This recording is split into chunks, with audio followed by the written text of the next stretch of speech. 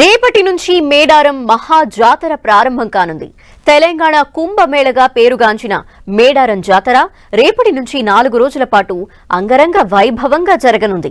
ఇవాళ పగిడిద్దరాజు పెళ్లి కుమారుడిగా ముస్తాబయ్యారు.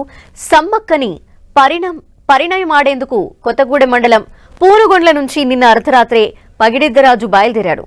సంప్రదాయ డోలి వాయిద్యాలు, శివసత్తుల పూనకాలు, భక్తుల మొక్కుల మధ్య పగిడిద్దరాజును కాలినడకన పూజారులు మేడారం తీసుకొస్తున్నారు.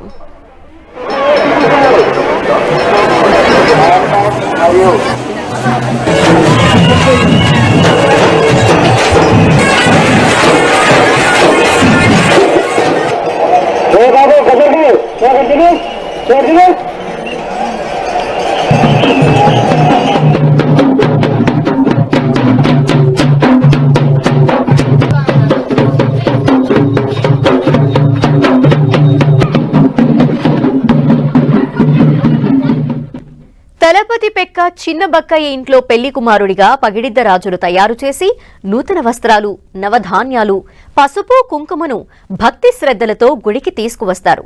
వీటితో పగిడిద్దరాజు పడిగెను గిరిజన సంప్రదాయం ప్రకారం ప్రత్యేక పూజలు చేసి సిద్ధం చేస్తారు.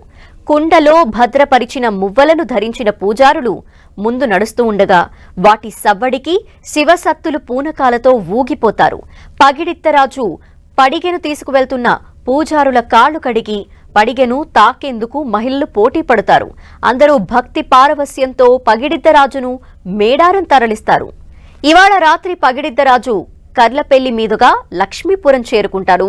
ఆ తర్వాత పెనక వంశీయుల ఇంట్లో బస చేసి అక్కడి భక్తులకు దర్శనమిస్తాడు.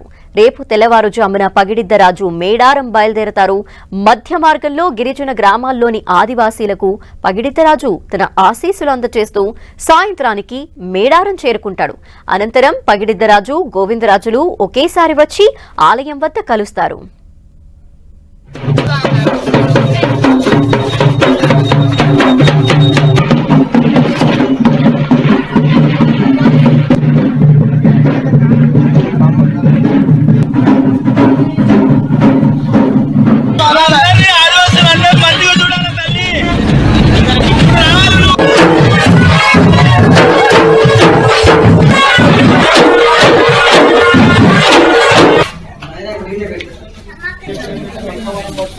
గోవిందరాజులు, నాగులమ్మ, పగిడిద్దరాజు గద్దెకు వచ్చిన తర్వాత కన్నెపల్లి నుంచి సారలమ్మను పూజారులు గద్దెకు తీసుకువస్తారు.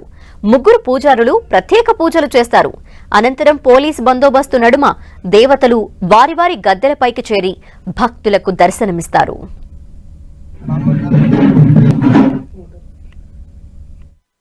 స్వామివారిని పగిడిద్దరాజుల స్వామివారిని 10 గంటల ప్రాంతంలో స్వామివారిని పెళ్లి కొడుకుగా ముస్తాబు తయారు చేయించి అట్టి స్వామివారిని సాయంత్రానికల్లా మేడారానికి చేరుకొని వివిధ కార్యక్రమాలను అక్కడ స్వామివారి, అమ్మవారి కళ్యాణ మహోత్సవంగా జరిపించి